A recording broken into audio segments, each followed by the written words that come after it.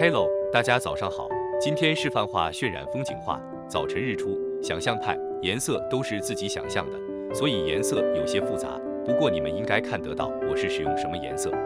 这幅画要使用比较保湿的水彩纸，我使用了宝红水彩纸，纯棉中粗纹，在保湿方面会比较耐久，能有足够的时间做湿彩的效果。因为湿度不同，效果也会不同。你们能在我画野草的时候看得出，比较湿颜色就会散得很大。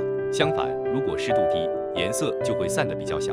所以在涂了水后，我先把远的野草先画出来，制造远和朦胧的效果。近的最后画，要呈现靠近和清楚。